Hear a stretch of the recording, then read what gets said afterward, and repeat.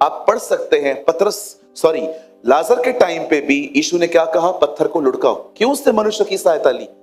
अपना पत्थर तो पहले ही सरका दिया उसने।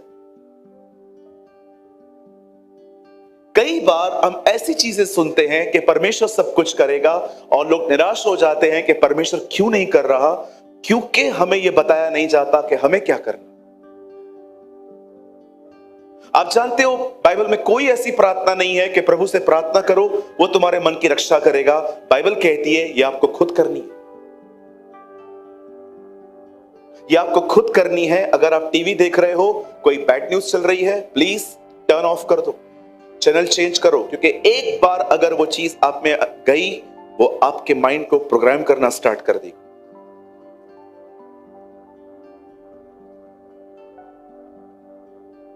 कोविड में यही तो हुआ, अच्छे अच्छे लोग बीमार पड़ गए। क्यों? क्योंकि उन्होंने ऐसी खबरें सुनी जिन खबरों को सुन के उनमें डर आया और उस डर के अंदर वो बीमार पड़ गए। और उन दिनों में तो कोई उत्साहित करने वाला भी नहीं था, क्योंकि जैसे ही लोग बीमार पड़ते थे वो बिल्कुल अकेले हो जाते थे। न मिलना है, न उनको किसी से मिलने देना है।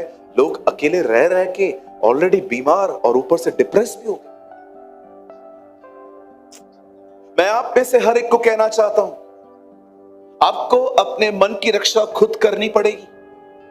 हमारी बाइबल में लिखा गया है अपने मन की रक्षा करो, क्योंकि हिंदी शायद आपको न समझ में आए। जीवन का मूल सूत्र वही है। अगर आप इसको इंग्लिश में पढ़ो और उसका ट्रांसलेशन हिंदी में करो तो ये है, तू सबसे अधिक इस बात पर ध्यान दे कि तू क्या सोच रहा है, क्योंकि जो तू सोच रहा है वैसा तू बन जाएगा। That's a right translation. कहिए, जो मुझे करना है वो मुझे करना पड़ेगा। हाँ, परमेश्वर आपके इर्द गिर्द नहीं रहेगा इस तरह कि वो आपके मन को, वो आपको खुद करना पड़ेगा। क्योंकि खुदा का पाक कलाम कहता है, the word of God said, कि अपने मन की रक्षा खुद करो।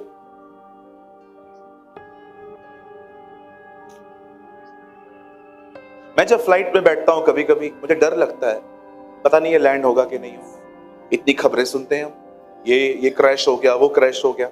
थॉट्स आते हैं, डेविल ख्याल देता है, मैं एंटरटेन ही नहीं करता।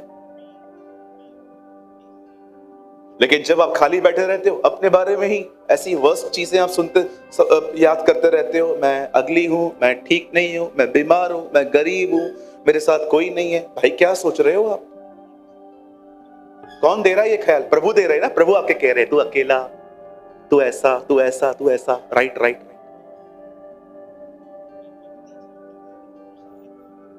एक ऑसम बात आपको बताता हूं, डिसर्निंग सिर्फ लोगों को परखने के लिए मत मांगो।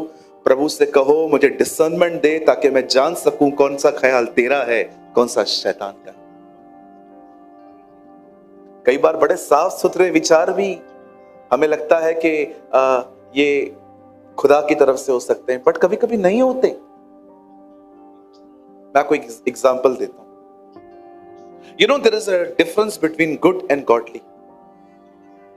अच्छे और ईश्वरीय में पता है कुछ फर्क होता है। मैं आपको एक उदाहरण देता हूं।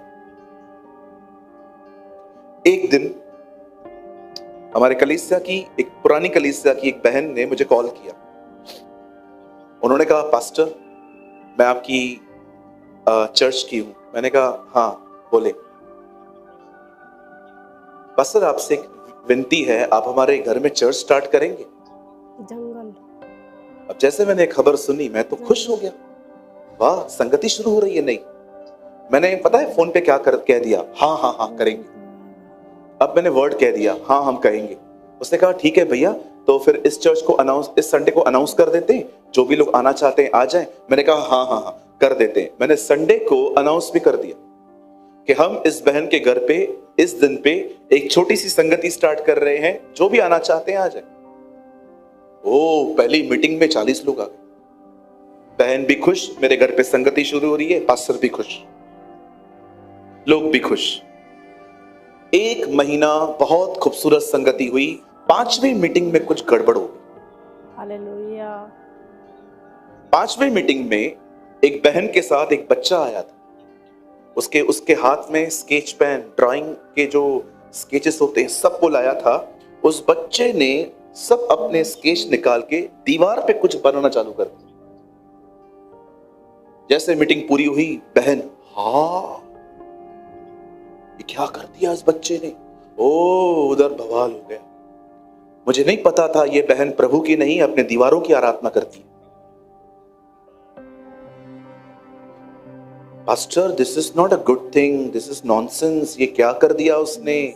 उसके पिताजी भी भड़क गए हमारे ऊपर, ये तो गलत है, एक तो दरवाजा खोला है हमने, वो भी चालू हो। मीटिंग बंद।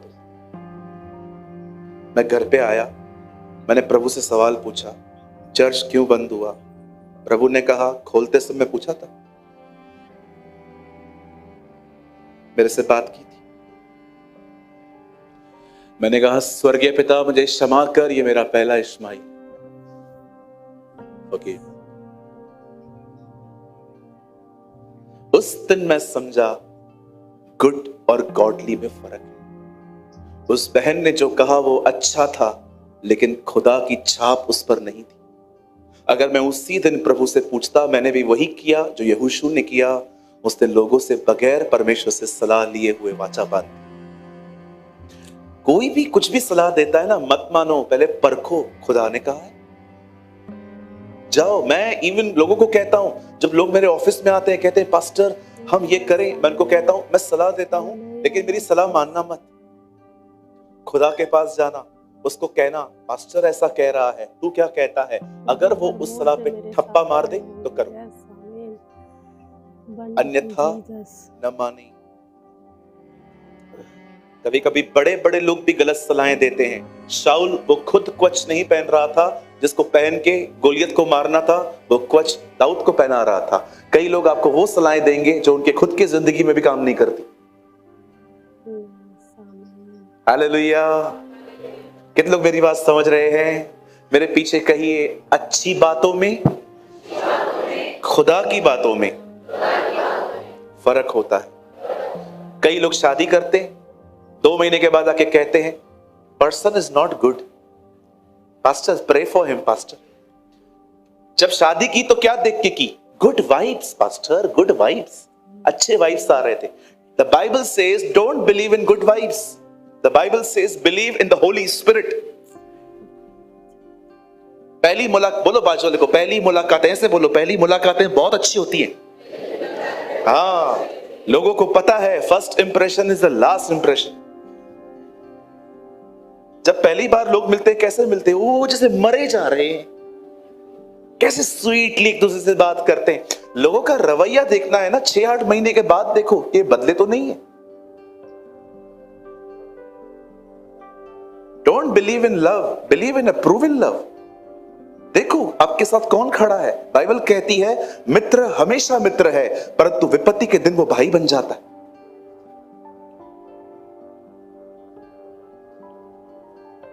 Don't believe in good vibes. मैं गया था मिलने, बहुत अच्छी है पास्टर जी।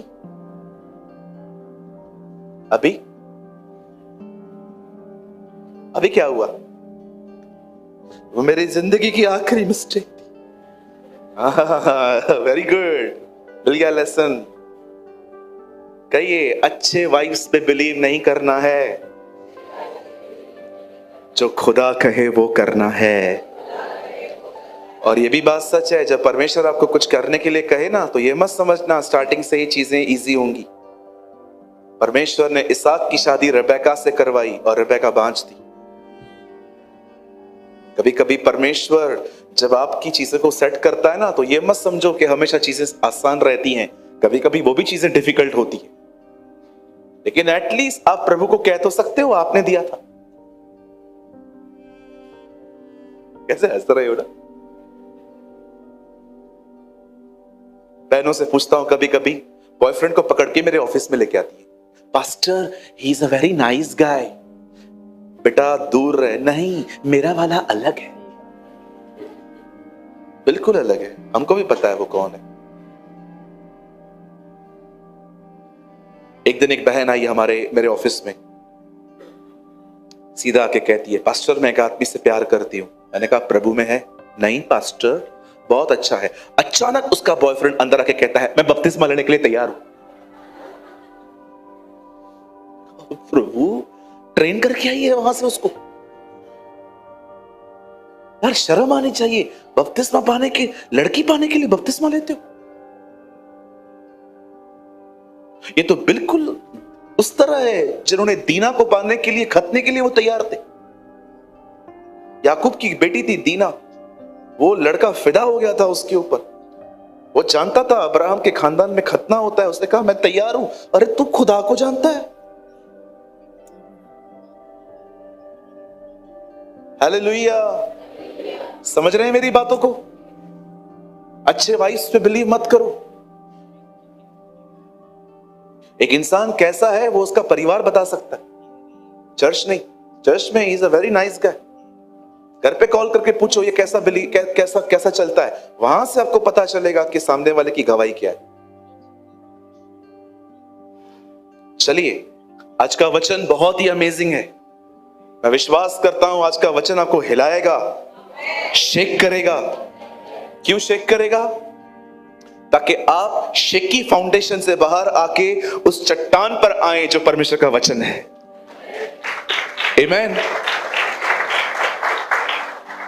आइए मेरे साथ अपनी अपनी बाइबल खोलें। Come on, open your Bible with me. Hallelujah. मेरे साथ खोलें बाइबल की एक खूबसूरत किताब जिसका नाम है नीति वचन, प्रोवर्ब्स। इसको मराठी में क्या बोलते हैं? नीति सूत्र। सूत्र, सूत्र के सूत्र, सूत्र। मैं एक जगह पे गया, मैंने कहा उत्पत्ति की किताब खोलो। लोगों को नहीं मिल रही थी। अगर आपको उत्पत्ति की किताब नहीं मिल रही है, यू नीड टू रिपेंट। आपको पश्चाताप करने की जरूरत है। आइए 4 अध्याय नीति वचन। भैया आप लगाइए, बहुत ही वेल फेमस वर्ड 23, 23वां वचन।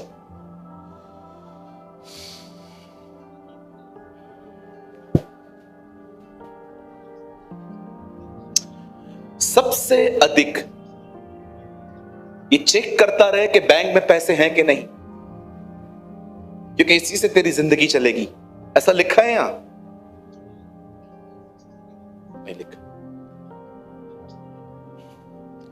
यहां लिखा है सबसे अधिक अपने मन की रक्षा कर। मैं करूंगा कि प्रभु करेंगे? Thank you. सबसे अधिक अपने मन की रक्षा कर, क्योंकि जीवन का मूल सूत्र वही है। And keep watch over your heart with all care, so you will have life. आइए मैं चाहता हूं आप सब सामने देखें। आइए सामने देखिए सब। जंगल, लिखिए बात में सर, सामने देखिए। जंगल, जंगल। बाइबल कहती है दाऊद का एक बेटा था, उसका नाम था सुलेमान। जब दाऊद राजा बनता है तब वो अपने राज्य में कुछ ऐसे लोगों को भी मरवाता है जिनकी कोई गलतियां नहीं थी। एक आदमी जिसको शाऊल ने कहा मैं मर रहा हूं पर मेरी जान नहीं निकल रही है, मुझे मार। जिस आदमी ने उसे मारा उसने एक्चुअली शाऊल की ही आज्ञा मानी, पर दाऊद को जब पता चलता है कि इसने किया था, दाऊद उसे भी मार देता है। भैया उसकी क्या गलती? दाऊद के हाथ से कुछ अननेसेसरी हत्याएं हो गई थी। यह कारण था परमेश्वर ने दाऊद की एक इच्छा पूरी नहीं की। दाऊद खुदा का हैकल, परमेश्वर का मंदिर बनाना चाहता था, पर बाइबल कहती है परमेश्वर ने उससे कहा तू मेरा घर नहीं बनाएगा। और वो मंदिर बनाया सुलेमान ने।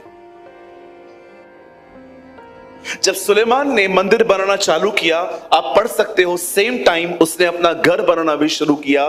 घर को बनने में लग गए 13 साल, परंतु प्रभु का मंदिर बन गया 7 सालों। कुछ लोग कलीसिया से अधिक अपने घर को खूबसूरत बनाते हैं, जबकि हमारे घरों से खूबसूरत कलीसिया होनी चाहिए।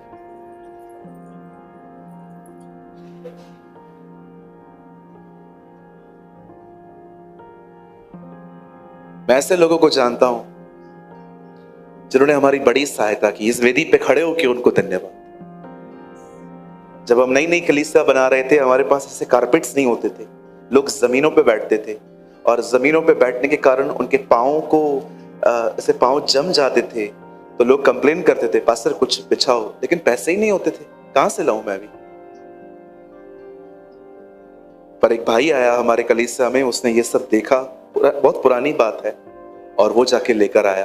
मैं आपको कहना चाहता हूं, कभी कभी आप जब कलीसिया में आते हैं, प्रभु से कहिए, प्रभु मुझे दिखा क्या जरूरत है, और परमेश्वर आपको प्रकट करेगा।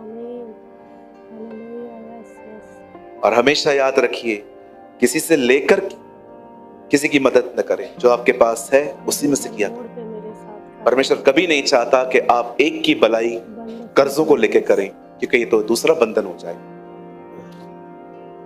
आप जानते हैं, जब परमेश्वर ने सुलेमान को कहा कि तू मेरा मंदिर बनाएगा, और बाइबल कहती है उससे प्रभु का मंदिर बनाना शुरू किया, 7 सालों में वो मंदिर बन गया। और जब पहली बार सुलेमान उस मंदिर में गया और उसने वहां पर बलिदान किए और उसने वहां पर खड़े होकर एक प्रार्थना की, मैं चाहता हूं आप इस प्रार्थना को सुनें। ये प्रार्थना नहीं है, ये एक प्रकाशन है परमेश्वर के प्रति। उसने परमेश्वर से वहां पर खड़े होकर कहा, मैं जानता हूं स्वर्ग तेरा सिंहासन है और पृथ्वी तेरे पांव रखने की चौकी है। मैं जानता हूं heaven is your throne and the earth is your footstool. उसने कहा, तू इतना बड़ा है और मैं जानता हूं तू मेरे मंदिर में नहीं आ सकता। मैं आप में से हर एक को बताना चाहता हूं, आप में से बहुत सारे लोग शायद इस बात को नहीं जानते हैं आपका परमेश्वर कौन है, लेकिन सुलेमान जानता था कि उसका खुदा कितना बड़ा है। मैं आपको कहना चाहता हूं, अपने हालातों को जानने से बेहतर है परमेश्वर को जानना। बताइए प्रभु कितने बड़े हैं? कोई एक्सप्लेन कर सकता? वो कहता है स्वर्ग तेरा सिंहासन है और पृथ्वी तेरे पांव रखने की चौकी है। मैं जानता हूं तू मेरे घर में आ ही नहीं सकता। ये खुदा है, ये आपका परमेश्वर है। इतने बड़े परमेश्वर की इतनी छोटी सी संतान में इतना बड़ा चिंता का बॉन्डेज।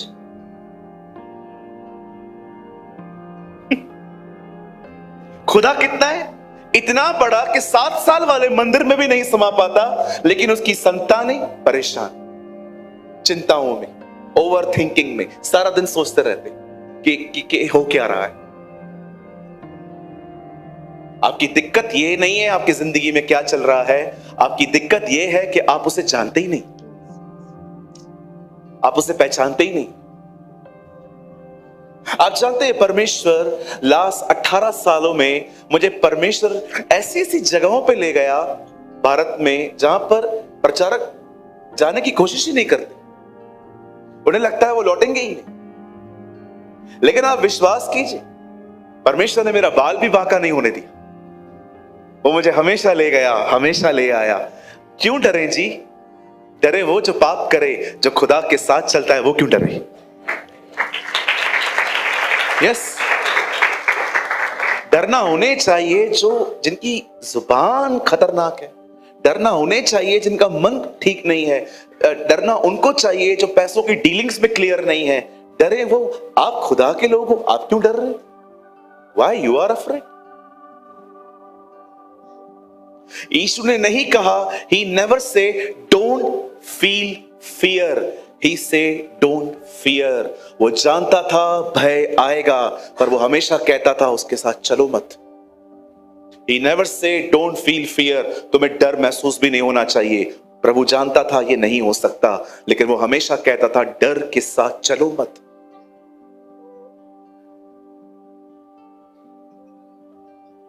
एक व्यक्ति जानता था कि परमेश्वर कितना बड़ा है, उससे प्रार्थना की, तू नहीं समझ सकता। आप जानते हैं आज का संदेश मैं किन लोगों के लिए कह रहा हूं? विशेषकर उन लोगों के लिए जो इन दिनों में बहुत स्ट्रेस में जिंदगी जी रहे हैं, जो बहुत सोच रहे हैं, जो चिंता कर रहे हैं, जो हर एंगल से चीजों के बारे में सोचते रहते हैं। आपका दिमाग आपको परेशान कर रहा है। मैं अपना संदेश शुरू कर रहा हूं। आज का संदेश कोई बड़ा नहीं है, इट्स अ स्मॉल मैसेज, और मैं चाहता हूं आए आप सब सामने देखें। हमारी बाइबल कहती है इजराइली मिस्र में थे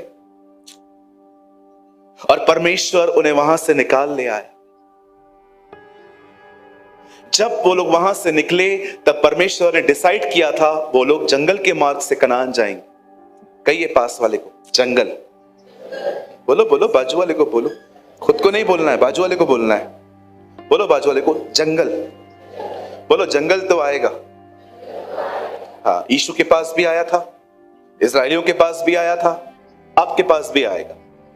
हाँ, परमेश्वर सबको जंगल में से ले जाता। समटाइम्स आप सोचते होंगे मैं अकेला हूं, but you don't know it's a season. It's a season. कई बार परमेश्वर आपको वहां से ले जाते हैं ताकि आपको महसूस हो कोई व्यक्ति नहीं है तो क्या हुआ, मैं तो हूं। Oh hallelujah. मैंने अपने जिंदगी में अकेलापन नहीं देखा है, मैंने अपने जिंदगी में अकेलेपन की गहराइयां देखी।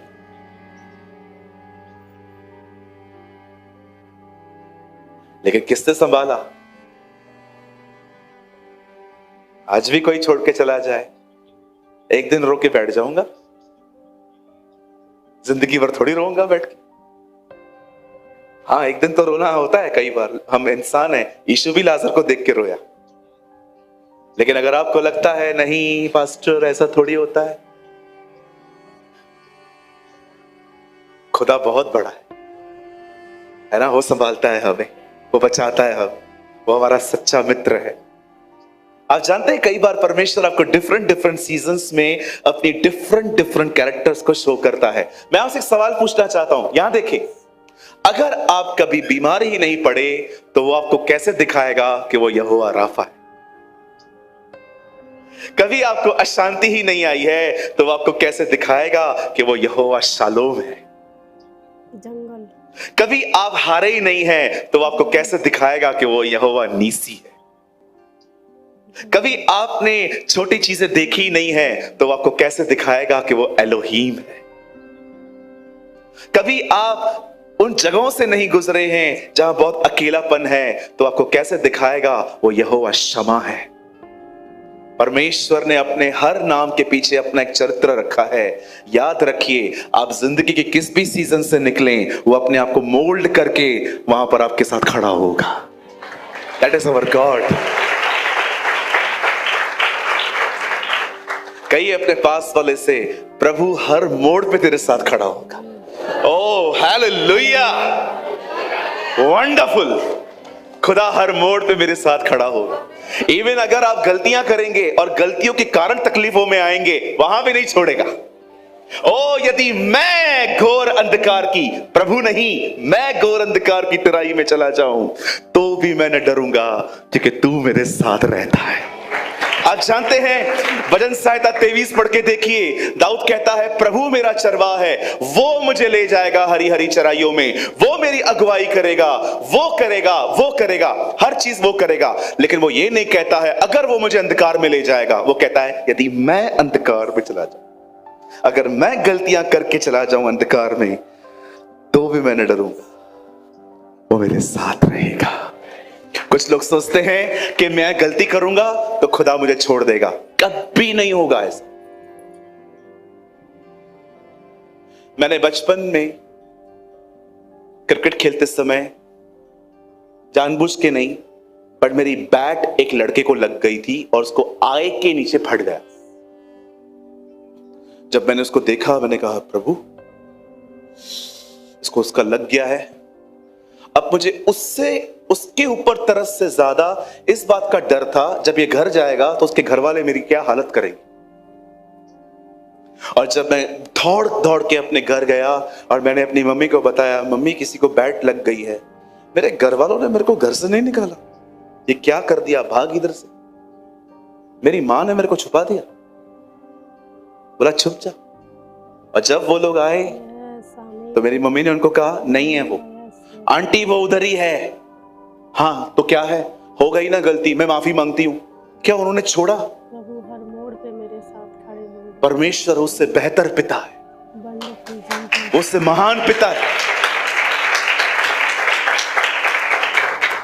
आप विश्वास कीजिए, वो इतना भला परमेश्वर है कि अगर आप डायरेक्शन चेंज करोगे, गलत जगहों पे जाएंगे ना, वो आपकी जिंदगियों में शायद तूफान लेके आएगा ताकि आप वापस नींद जाओ।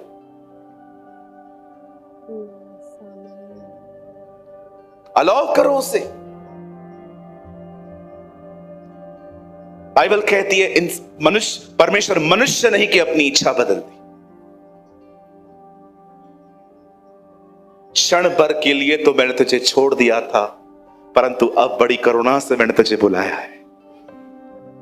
आप जानते हो वो इतना दयालु है, आप सोच नहीं सकते। चलो एक सवाल आपसे पूछ सकता हूं। हमारी बाइबल कहती है अगर कोई उसको छोड़ किसी और को खुदा माने तो 4 पीढ़ियों तक श्राप है। अगर मैं खुदा को छोड़ किसी और को और के सामने सजदा करता हूं, बाइबल कहती है तुम पर है प्रॉब्लम, तुम्हारे बेटे पर, उसके बेटे पर, उसके बेटे पर। पाप एक कर रहा है, 4 पीढ़ी पनिशमेंट में। ऐसा क्यों? मुझे मिलना चाहिए ना, मैंने गलती की है तो। प्रभु जानते थे अगर इसको पूरा पनिश किया, गेला इधर ही मरेगा ही। वो इतना दयालु है कि आपका दंड भी बांट देता है ताकि सब जी। और आप जानते हैं श्राप 4 पीढ़ियों तक है। उसके बाद लिखा है यदि तुम मेरी बात को मानो तो 1000 पीढ़ियों तक करुणा करूंगा। सोचो, दंड 4 पीढ़ियों तक, दया 1000 पीढ़ियों तक। ये आपका परमेश्वर। ओ मर्सीफुल, कितना सिक्योर है हम उसमें। पता नहीं कैसे अकेला फील करते हैं लोग। मैं तो सच्ची कहता हूं, रास्ते पे लोग देखते हैं, नहीं तो मैं नाचते नाचते रोज घर जाऊं। हालेलुया, सच्ची कहता हूं, कभी कभी मेरा बदन है ना रास्ते पे नाचने की। मैं उस दिन आ रहा था, गाड़ी से आ रहा था और गौरव भाई ने और मैंने गीत लगाया, खुदाया तेरी रूह तो मैं भला नसखे किधर जावा, हुजूरी तेरी तो चुपके मैं कैडी। मैं जब ये गीत सुन रहा था, मेरी आत्मा, मुझे मन कर रहा था मैं गाड़ी खोलूं और गाड़ी के ऊपर चढ़ के, लेकिन मैंने कंट्रोल किया। आई डोंट नो, एक ऐसा परमेश्वर जो आपको चारों तरफ से घेरे हुए है। दाऊद कहता है वो छुटकारे के गीतों से मुझे घेर लेता है। ऐसे खुदा के साथ रहकर कोई अकेला फील कैसे कर सकता है?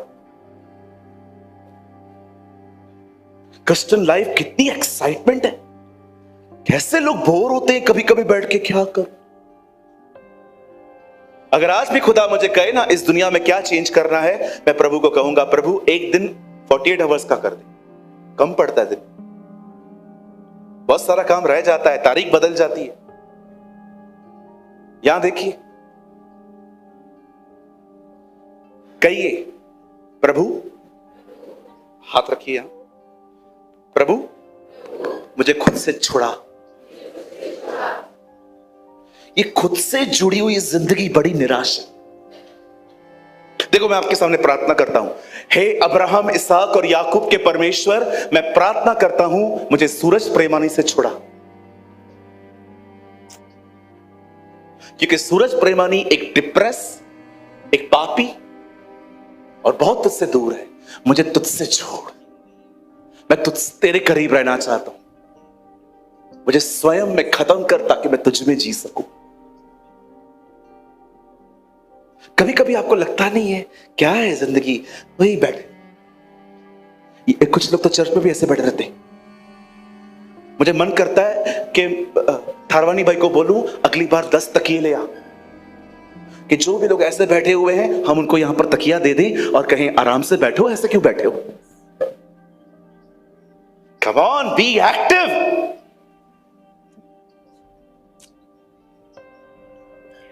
हालेलुया।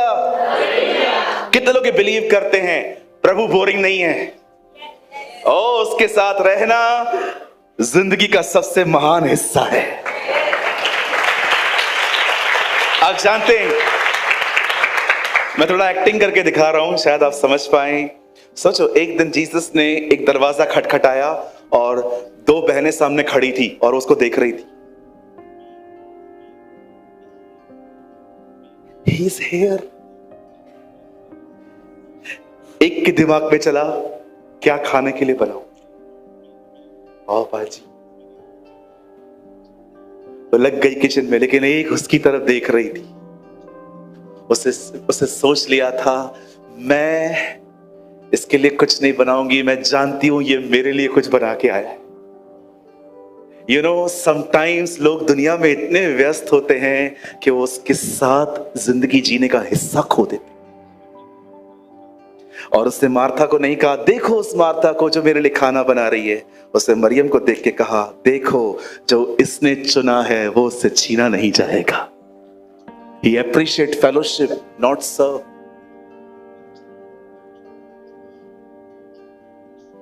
मेरी दुआ है आप उसके पीछे पागल हो जाओ।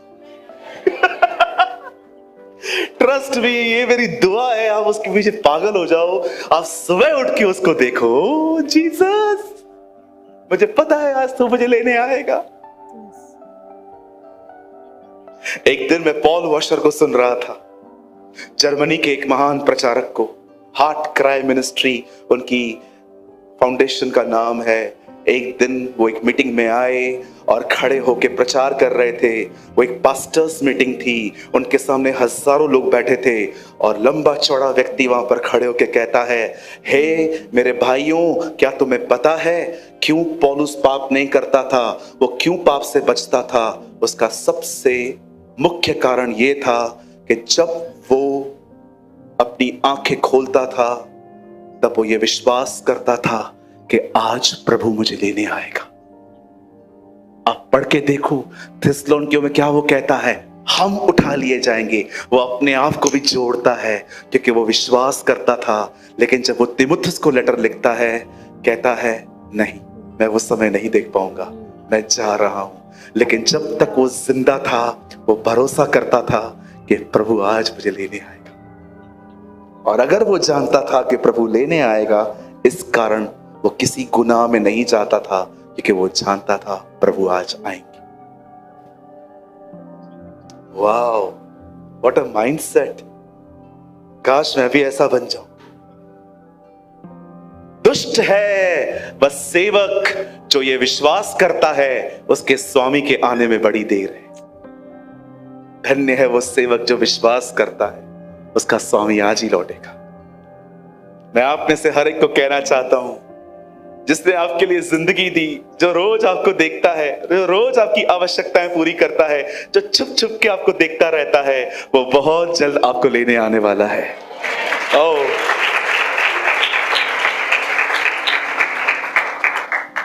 जंगल पार हो जाने के बाद बाइबल कहती है वो कनान में आ गए।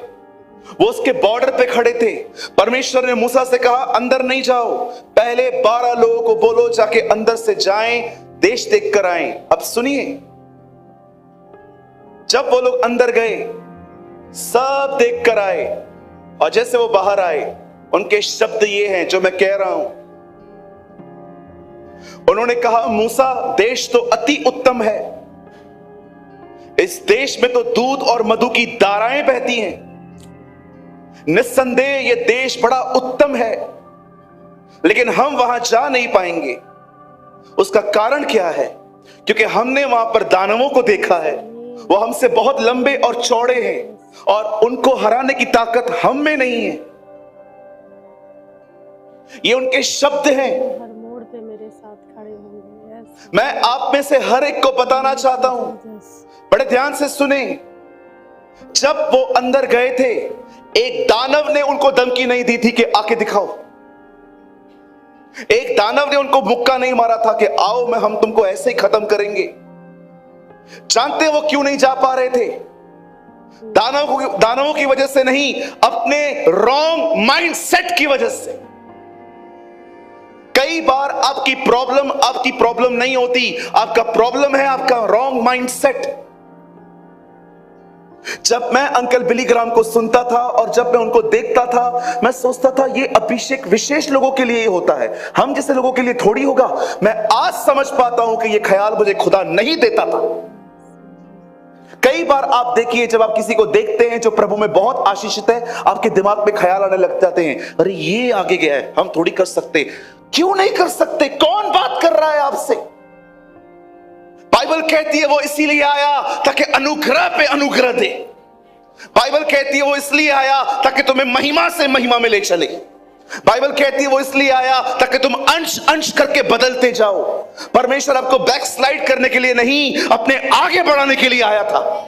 क्यों आप अपने रॉन्ग माइंडसेट पे फंसते हैं? आप में से बहुतों की प्रॉब्लम पता है क्या है? Not devil, your mindset, your wrong mindset.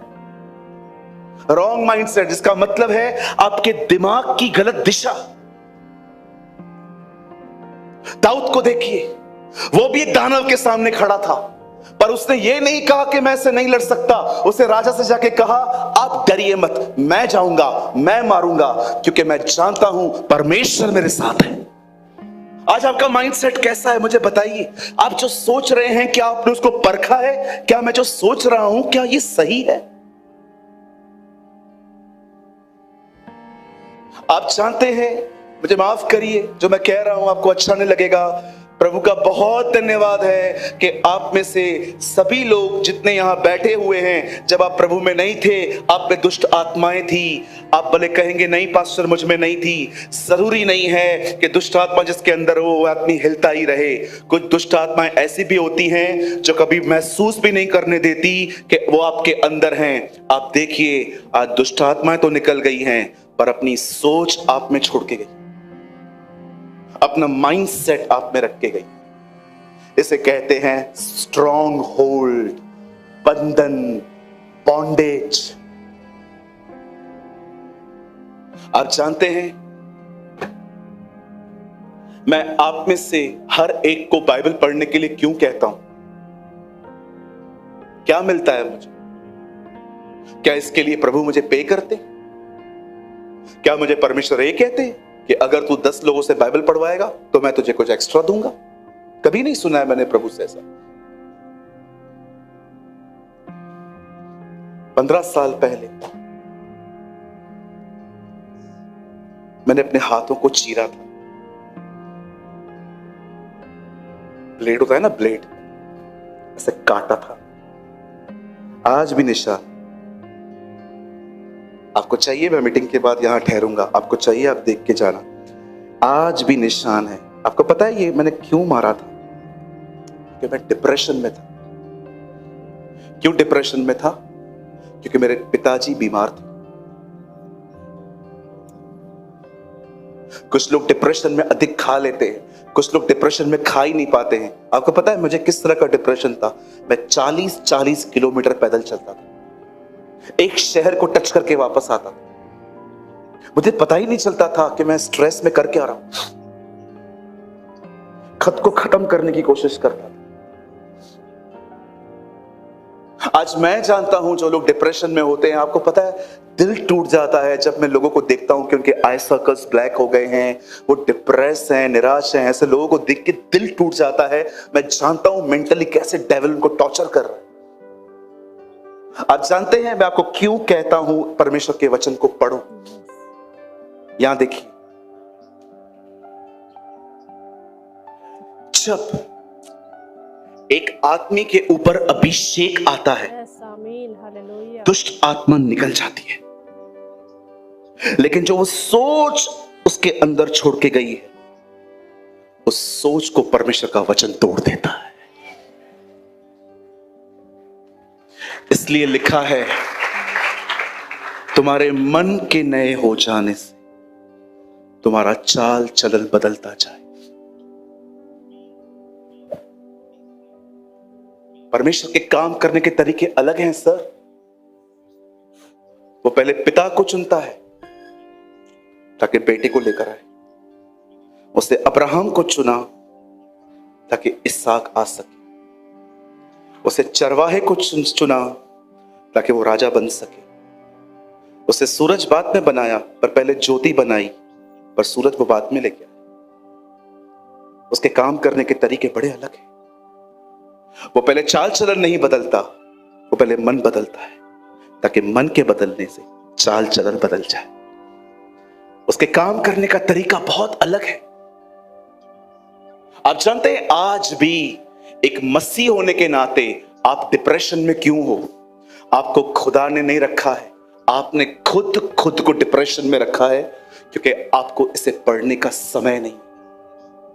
आप चलते हो YouTube के प्रचारकों पे, और आप चलते हो फेमस लोग जब आपके ऊपर हाथ रखते हैं उनके फोटोज से आप चलते हो। ऐसे जिंदगी नहीं चलती। मैं बड़े बड़े लोगों से मिलता हूं, मैंने किसी को नहीं कहा है सेल्फी निकालूं, क्या मिलेगा मुझे? मैं यीशु का फैन हूं। कभी देखा है आपने मैं अपनी आईडी पे बड़े बड़े लोगों के साथ? क्यों, मेरे पास नहीं होते हैं क्या? मुझे क्या करना है? जंगल। फिर से कहता हूं, अगर आपने नहीं सुना, हमारा प्रॉब्लम दानव नहीं है, हमारा प्रॉब्लम है हमारे मन की गलत दिशा। कभी आपने सोचा है, जब आप हालातों से गुजरते हो, आपके अंदर पॉजिटिवनेस क्यों नहीं होती? क्यों आप कुछ होने से पहले ही डर जाते हो कि पता नहीं क्या होगा? आपको मैं ऐसे लोग दिखाऊं जो कैंसर के बाद चंगे हुए, लेकिन जब कहां पर किसको कैंसर होता है, आधा तो वो उधर ही मर जाता है, क्योंकि हमारे पास कैंसर की इंफॉर्मेशन है, कोई बचता नहीं है। लेकिन मैं आपको दिखाऊं, परमेश्वर लोगों को चंगा करता है। मैंने अपनी आंखों से गवाहियां देखी हैं, कानों से सुनी है। मैं ऐसे भाई बहनों से मिला हूं। मैं गुजरात गया था, एक बहन आई और उसके पूरे ऊपर स्कार्फ पहना हुआ था, और वो 100-150 लोग खड़े थे मीटिंग के बाद। वो मुझसे मिलना चाह रहे थे और वो एकदम लास्ट में खड़ी थी, और मेरा ध्यान उस पे गया कि वो भी आ रही है। और जब वो घूमते घूमते मेरे पास आई, मुझे कहती है, पास्टर आई नो यहाँ पर मैं खड़ी नहीं रह सकती, ये लाइन है, ये क्यू है, लेकिन मैं आपको एक चीज कहना चाहती हूँ, मैं कैंसर से ठीक हुई हूँ। मैंने कहा वाओ, ये कैसे हुआ? पता है उसने क्या कहा? बोला, पास्टर मैं, आपको पता है मैं कैसे ठीक हुई हूँ? मैंने कहा कैसे?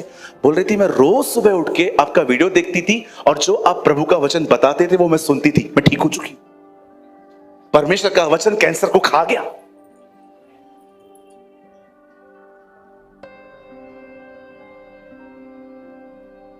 यहां देखिए, एक दिन मैं गांव में गया, एक बहन अपने पति के साथ उस मीटिंग में, 7 दिन की मीटिंग थी वहां।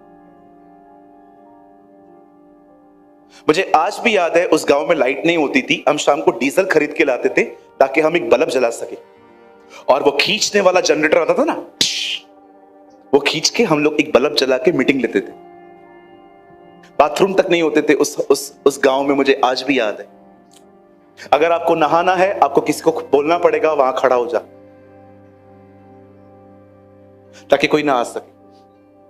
ऐसी विलेज में मैं गया था, वहां एक औरत आती थी अपने पति को, उसका पति एकदम लकड़ी, ऐसा लगता था कि बदन में मांस ही नहीं। और वो आती थी और मुझे आके कहती थी ऐसे अपने अपने अपने तरीके में, प्रार्थना करिए इनके लिए। मैंने कहा, प्रभु इन्हें चंगा कर। अगले दिन फिर से आई, प्रार्थना करो इनके लिए। 4 दिन तक वो प्रार्थना करती रही। 5वें दिन मैंने उससे एक्चुअली पूछ लिया कि प्रॉब्लम क्या है। पता उन्होंने क्या बोला? कुछ नहीं, कैंसर है। मैंने कहा क्या? कुछ नहीं, कैंसर है। मैंने कहा, प्रभु कैंसर कुछ नहीं है।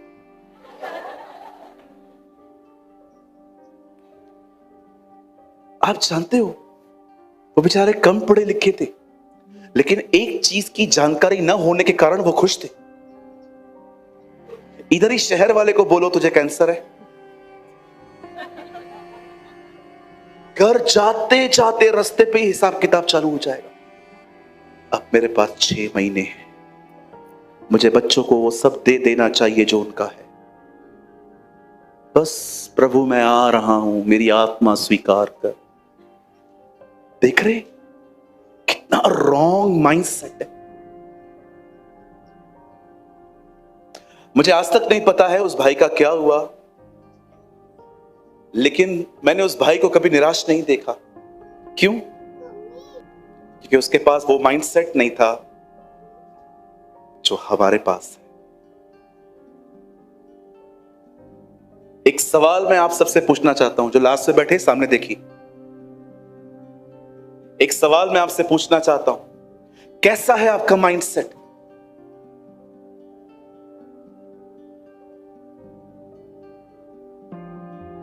क्या आपने अपने अंदर इतना वचन डाल दिया है कि आप हमेशा पॉजिटिव रहते हैं?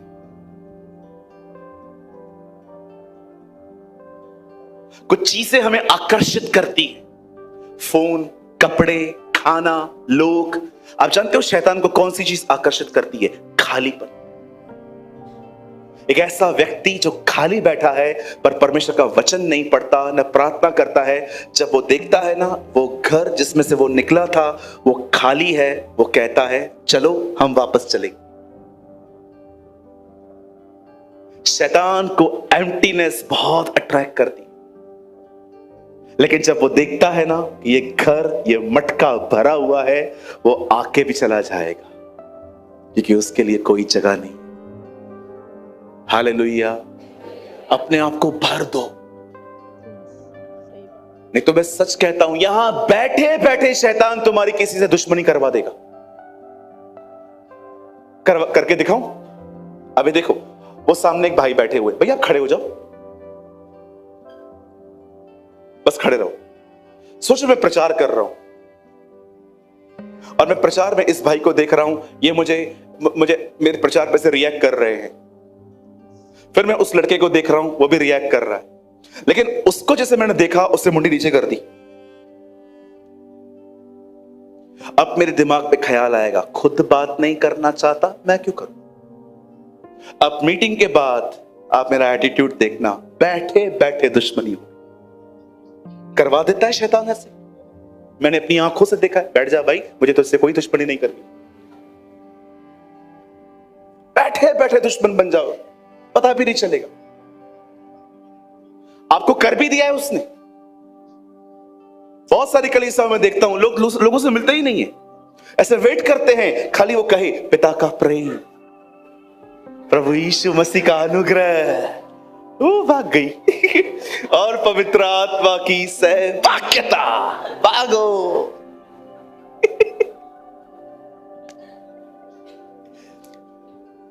हालेलुया। कहिए परमेश्वर का वचन हमारे बंधनों को तोड़ देता है।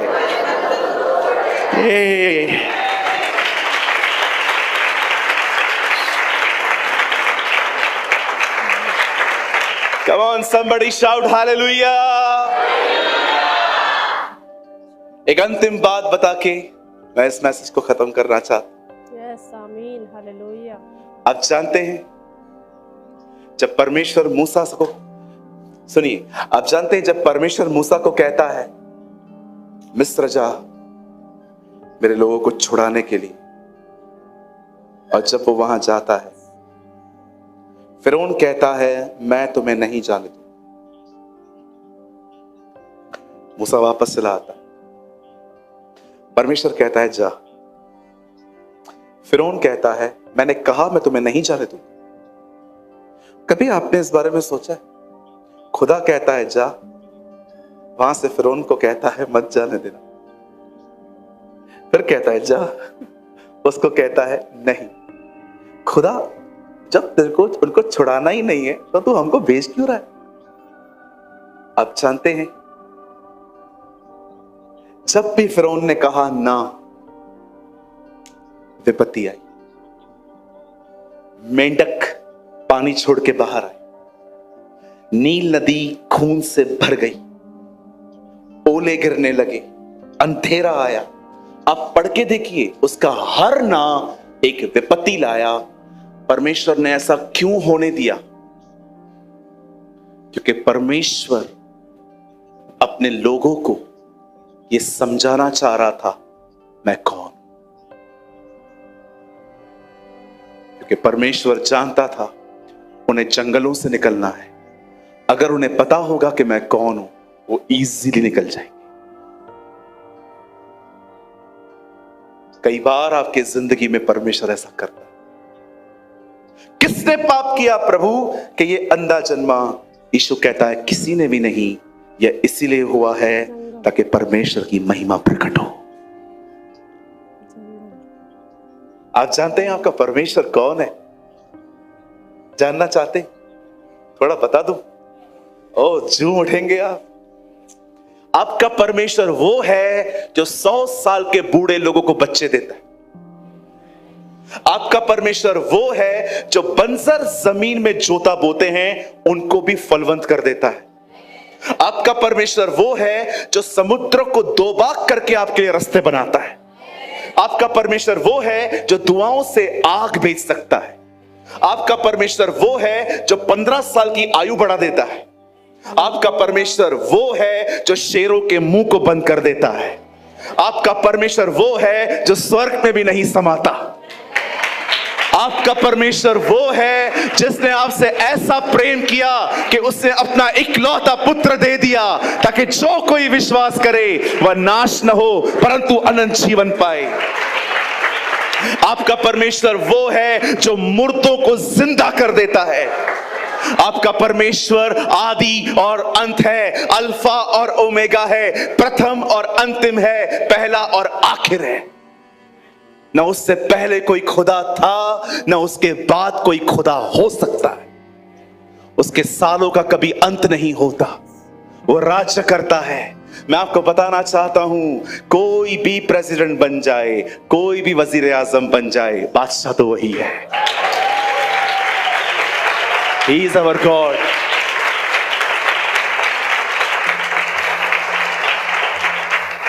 ऐसे खुदा के साथ रहते हुए शैतान तो छोड़ो, मैं पूरी दुनिया का सामना कर सकता। ओ वो मेरे साथ, आपको मैं बता नहीं सकता ये चीज मुझे कितना हियाव देती। मैं हर दिन उसको बताता हूं, प्रभु तू कितना महान है, क्या क्या कर देता है तू।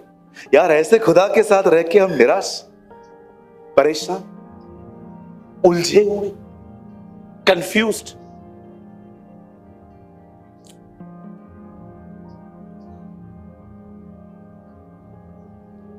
जब भी शैतान आपको दिखाए ना, उसमें भी कुछ दिखाओ। आपको दिखाए ना, दिख दिख दिख दिख क्या हो रहा है, उसको बोलो दिख दिख दिख दिख दिख सिंहासन पर कौन बैठा है।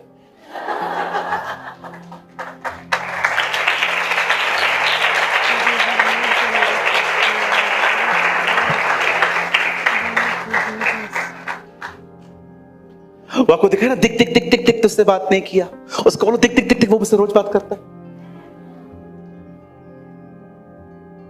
जब आपको दिखाए ना कि देख तेरे गले में क्या है, उसे दिखाइए देख उसकी पीठ कैसी है, उसने मेरे लिए मार खाई है ताकि मैं चंगा हो जाऊं।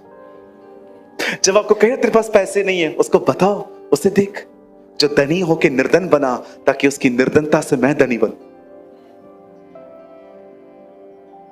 जब आपको दिखाए ना वो आप अकेले हो, कोई आपके साथ खड़ा नहीं है, उसको बोलो दिख दिख दिख दिख दिख सिर्फ खुदा नहीं, उसके फरिश्ते भी साथ।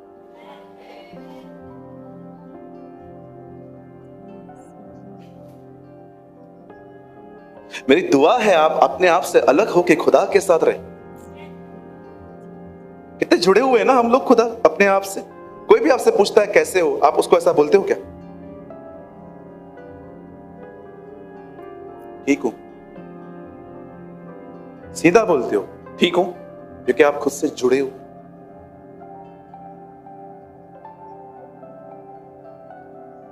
से अलग हो जाओ। प्रभु को कहो, प्रभु तलवार है ना तेरा वचन, तूने कहा है ना गाट गाट गूदे गूदे को अलग करेगा। ले तलवार, अलग कर मुझे अपने आप से, गाट मुझे, मेरी प्राण, मेरी आत्मा, मेरे गाट गाट गूदे को अलग कर, मुझे सूरज प्रेमानी से छुड़ा और यीशु के साथ जोड़। और जब वो काटे तो काटने दो, थोड़ा दर्द होएगा,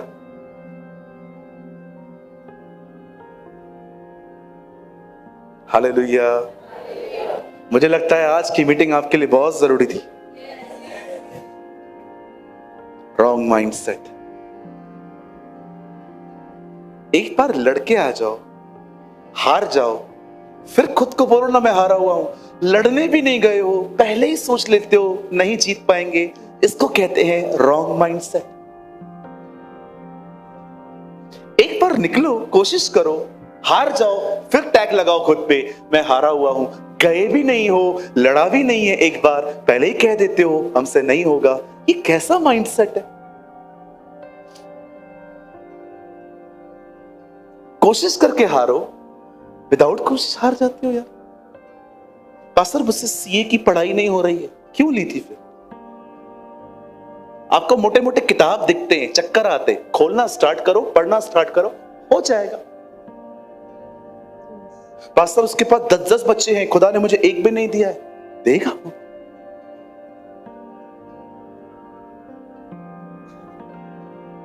अपने अंदर कोई बंधन मत बनने दो। याद रखो, अगर बर्ड ऊपर उड़ रहा है ना, उड़ने दो, आप उसको नहीं रोक सकते, लेकिन आपके ऊपर घोंसला बना रहा है तो कुछ करना पड़ेगा।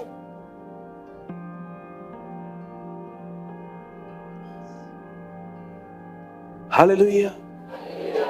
पढ़ो इसे मनन करो, इसके विषय में सोचो, इसे खाओ, इसे पियो। यह आजकल को प्रभु कहता है इसे खा, हो सकता है तुझे ये कड़वा लगे पर बाद में मीठा हो। खाओ इसे, पढ़ो मत, ये रोटी है, ये किताब नहीं है, ये खाना है। मैं इसे खाता हूं, पेपर नहीं, उसमें से निकाल के।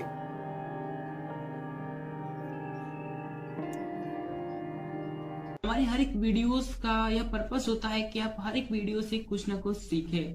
और आपने इस चैनल पे आपने सूरज पिरवानी सर के वीडियोस को देखा, जिनका एक ऑफिशियल चैनल है जीसस इज लाइफ, आपने कभी न कभी जरूर देखा होगा। उनके चैनल पर जो परमेश्वर के प्रति, जो परमेश्वर के वचन होते हैं, वे बताए जाते हैं, बहुत ही गहराई के साथ बताए जाते हैं। और उनका हर वचन 1 से 1.5 घंटे का होता है। तो मैं भी उनकी वीडियोस को वॉच करता हूँ, देखता हूँ, और उनकी वीडियोस से मैं सीखता हूँ। और जब मैं उनकी वीडियोस को देखता हूँ तो मुझे बहुत इंपॉर्टेंट मैसेजेस भी देखने को मिलते हैं, जो कि उन प्रीचेस के बीच में या फिर कहीं बीच में देखने को मिल जाते हैं। तो मैंने सोचा कि उनके वीडियोस से जो इम्पोर्टेंट मैसेजेस हैं मैं आपके साथ शेयर करूं, जो कि 20 मिनट 30 मिनट के होंगे। मैं उनकी 1.5 घंटे 1 घंटे की वीडियोस में से 20 से 30 मिनट की जो इम्पोर्टेंट मैसेज वाली सीरीज है मैं आपके साथ शेयर करता हूं।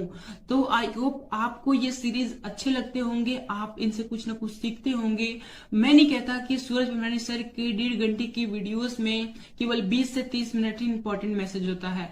मैं केवल इतना कहना चाहता हूं कि उनका हर एक वर्ड जो परमेश्वर की ओर से होता है बहुत इंपॉर्टेंट है और हमारे जीवन में रोल प्ले करता है। लेकिन हम उन बहुत ही सारे के सारे पॉइंट्स इंपॉर्टेंट है, बट उनसे भी ज्यादा इंपॉर्टेंट जो पॉइंट होता है मैं आपके साथ शेयर करता हूं, और आप इस चैनल पे उन वीडियोस को देखते हो। आप चाहो तो मेरे चैनल पे जाकर, इस चैनल पे जाकर काफी सारे वीडियोस देख सकते हो, जो कि सूरज पिरवानी सर के मैसेजेस हैं, जो परमपिता परमेश्वर के वचन हैं, आपको वहां पर देखने को मिल जाएंगे। और बहुत ही गहराई के साथ सूरज पिरवानी सर ने आपके साथ शेयर किया है। मेरी आशा है कि आप ये वीडियोस देखकर ब्लेस होते होंगे, क्योंकि इन वीडियोस पर, इस चैनल पर काफी कुछ कमेंट्स आते हैं, जिसमें कुछ लोग कहते हैं, ज्यादा नहीं कहते, बस 1-2 लोग का मैसेज मुझे ऐसा देखने को मिला, वो ऐसा कमेंट करते हैं कि दूसरे के मैसेजेस को कॉपी क्यों करते हो और अपने चैनल पे अपलोड करके उसे अपना बनाते हो, अपना कहते हो। तो मेरा उनको केवल यही रिप्लाई है, क्योंकि परमपिता परमेश्वर का वचन सभी के लिए है, और हमारा काम है परमपिता परमेश्वर के वचनों का प्रसार करना और लोगों तक पहुंचाना, चाहे वो किसी के भी द्वारा कहे गए हो, चाहे वो किसी के द्वारा प्रचार किए गए हो। लेकिन हमें केवल इतना करना है कि हमें उन वचनों को, परमपिता परमेश्वर के जो वचन है, उन्हें लोगों तक पहुंचाना। हमारा केवल यही उद्देश्य है कि परमपिता परमेश्वर का वचनों का किसी न किसी तरीके से प्रचार होना चाहिए। वो चाहे हम खुद प्रचार करें या फिर कोई भी प्रचार करे, अगर हम उन प्रचार को लोगों तक पहुंचा रहे हैं तो इसमें कोई भी गलत बात नहीं है, इसमें कोई भी बुरी बात नहीं है। हमारा काम है केवल परमपिता परमेश्वर के वचनों का प्रसार करना, उन परमपिता परमेश्वर का कार्य करना, और इसके अतिरिक्त हमें कुछ नहीं सोचना। और जितने लोग ऐसा सोचते हैं मेरे हिसाब से, मेरे अनुभव के हिसाब से, मैं जैसा मैंने समझा है उसके हिसाब से ये वचन देखने नहीं आते और ये वचन देखकर भी इन्हें कोई फायदा नहीं होने वाला, क्योंकि उन्हें इन बातों में दिलचस्पी है कि कौन किसका क्या कॉपी कर रहा है, कौन कैसे काम कर रहा है, कौन वचन बता रहा है, कौन वचन नहीं बता रहा है। केवल उन्हें इन्हीं बातों से मतलब है। उन्हें इस बात से मतलब नहीं है कि वचन उन तक पहुंचा। उनको इस बात से मतलब है कि वचन किसके द्वारा पहुंचा। वचन से उनको मतलब नहीं है कि वचन हमारे पास आया, वचन क्या है क्या नहीं है, क्या सिखाता है, उनसे उसको कोई मतलब नहीं है। लेकिन उनको इस बात से पूरा मतलब है कि वचन किसके द्वारा आया है, कौन कर रहा है, कैसे आया है, उनको इससे मतलब है। क्या आया है, वचन में क्या आया, उनसे उनको मतलब ही नहीं है। तो ऐसे लोगों को मैं केवल यही रिप्लाई देना चाहूंगा कि वो इन बातों पर ध्यान ना दे। अगर आप तक परमेश्वर की वीडियोस पहुंचते हैं, ज्ञान के वीडियोस पहुंचते हैं, तो आप उन्हें देखें, उनसे ज्ञान प्राप्त करें और परमेश्वर के ज्ञान में बढ़े, और इसके अतिरिक्त वो कुछ ना करें। लेकिन अगर वो इससे ज्यादा कुछ करते हैं तो परमेश्वर के लिए यह ग्रहण करने की योग्य नहीं होगा, और वो वीडियो देखेंगे आधा घंटा 1 घंटा जो भी समय देंगे, उनका समय देना व्यर्थ हो जाएगा। वचन कहता है कि हम जो करें पूरे मन से करें। फरीसियों को यीशु मसीह ने सीधे सीधे कह दिया कि ये लोग तो केवल फालतू के टाइम वेस्ट करते हैं, परमपिता परमेश्वर की आराधना उपासना करते हैं जो कि व्यर्थ है। मजाक करते हैं ये लोग, इन लोग की आराधना प्रार्थना मैं स्वीकार नहीं करूंगा, क्योंकि इनके मन मुझसे दूर हैं। ये आते तो मेरे पास हैं, लेकिन इनका मन, इनकी सोच, इनका जो हृदय है वो मुझसे दूर है। और परमपिता परमेश्वर ने कहा मन से दीन बनो, मन के शुद्ध बनो। मन मन मन हर जगह परमपिता परमेश्वर ने मन को प्राथमिकता दी है। और जब यीशु मसीह ने कह दिया कि फरीसियों के मन उनसे दूर है, तो वो कैसे परमेश्वर के पास हो सकते हैं, कैसे वो यीशु मसीह के नजदीक हो सकते हैं। इसलिए अगर हमें परमपिता परमेश्वर की उपस्थिति में चलना है, परमपिता परमेश्वर के कार्य को करना है, तो हमें इन बातों पर ध्यान नहीं देना, कौन क्या कर रहा है, कैसे कर रहा है, क्या कर रहा है, इस बात पे ध्यान नहीं देना। हमें इस बात पे ध्यान देना है कि वचन क्या है, वचन क्यों है, वचन कैसे है, मेरे जीवन में वचन कैसे लागू होगा। अगर ये वचन मेरे पास पहुंचा है तो मैं इन वचनों पर कैसे चल सकता हूं, और अगर मैं नहीं चल सकता तो क्यों नहीं चल सकता। फिर जाकर इन सभी रीजंस को दूर करो, और जब रीजंस दूर हो जाएंगे तो फिर आप परमपिता परमेश्वर के वचन में ऑटोमेटिकली ही ग्रोथ करोगे, ऑटोमेटिकली ही बढ़ते जाओगे, और इसमें कोई भी गलत बात नहीं है। सो आई होप आपने इस वीडियो के शेयर किए जाने के पर्पस को आपने समझा होगा। तो आज के वीडियो को हम यहीं तक रखते हैं, मिलते हैं नेक्स्ट वीडियो में। आप सभी को जय मसीह की, प्रेज़ द लॉर्ड।